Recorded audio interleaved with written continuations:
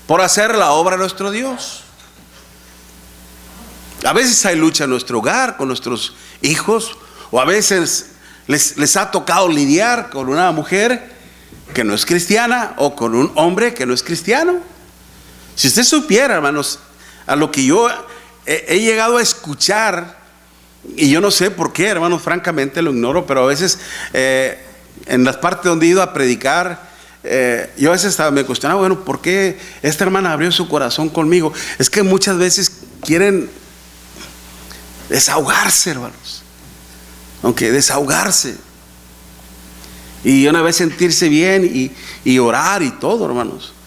Y yo he platicado así con hermanas, hermanos, y ya una vez que ella ha hablado todo lo cuanto ha sufrido por causa del hombre del Señor, personas, mujeres, hermanos, que han sido golpeadas por sus esposos, ¿okay?, violentamente, que han quedado marcadas en su rostro, y que después, hermanos, el esposo le dice: te vuelves a parar en el templo, vas a ver cómo te va a ir. Y el domingo siguiente, ¿sabe qué hacía esta hermana? Ahí estaba, otra vez. Y al llegar a su casa, ¿sabe lo que le esperaba? Otra paliza. Y al siguiente domingo, ¿qué era lo que hacía la hermana? Me decía, al siguiente domingo, hermano, ahí estaba otra vez. Y ese marido, el que me golpeaba, me maltrataba, hermanos, se rindió. Vio que ya no podía conmigo, me dejó. Y después le pasó un accidente, y luego empezó a escuchar la palabra de Dios, y ahora es cristiano. Pero nunca sabe, hermanos. Ok, uno nunca sabe.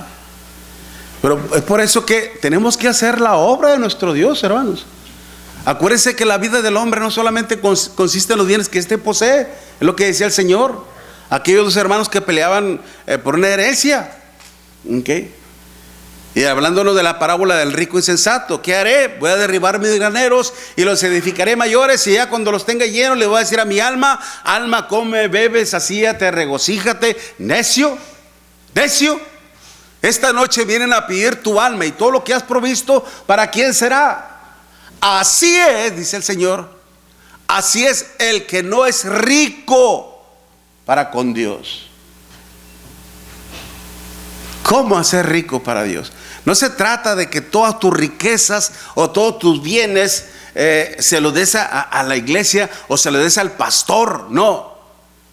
Como lamentablemente muchas personas utilizan eso para lucrar y robar a la gente. El que tú seas, lo que está diciendo el Señor, que tú seas rico para con Dios, implica que seas abundante en las obras para Dios. ¿Me explico?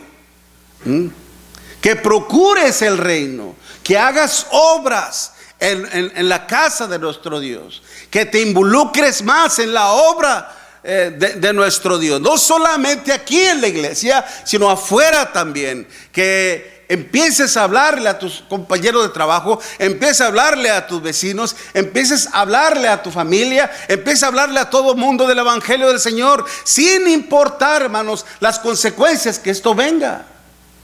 Déjenme terminar con este texto en Filipenses, porque y recuerde más aún, Filipenses capítulo 1, y hay un punto bellísimo en todo esto. Filipenses 1 dice el Señor, versículo 28 y 30, Filipenses 1, versículo 28 y 30: y en nada intimidados por los que se oponen, que para ellos ciertamente es indicio de perdición, mas para vosotros, dice, de salvación, y esto de Dios. Porque a vosotros, es decir, a la iglesia de Cristo en Filipos, dice Pablo, a vosotros os es necesario, a causa de Cristo, no solo que creáis en Él, sino también, ¿qué es? Que padezcáis por Él, teniendo el mismo conflicto que habéis visto en mí y ahora oís que hay en mí. En el momento en que usted y yo, mis amados hermanos, estemos pasando por aflicción, por tribulación, por causa de la gente que no quiere venir a Dios, o por causa de la injusticia de las personas, por causa de la maldad de las personas, ¿qué tiene que hacer? ¿Qué tenemos que hacer para que estos sufrimientos, para que estas aflicciones no mermen nuestra fe, no nos perjudiquen espiritualmente, para que no nos desanimemos? ¿Qué tenemos que hacer, hermanos? ¿Sabe qué? ¿Qué hizo Esteban, hermanos, cuando iba a ser apedreado? Narra Lucas diciendo, los cielos fueron abiertos y vio al Padre sentado en su trono y al Hijo de Dios a su diestra. Y él mismo exclamó: he aquí veo los cielos, a la gloria de Dios y al Hijo sentado a la diestra. ¿Qué significa eso, hermanos? Cuando estemos en aflicción, en tribulación, en angustias, voltee su rostro al cielo, ponga su mirada al cielo, prepárese para la eternidad, mis amados hermanos. Bienaventurados los que lloran, porque ellos recibirán ¿qué? El reino de nuestro Dios. Amén. Dios los bendiga, hermanos.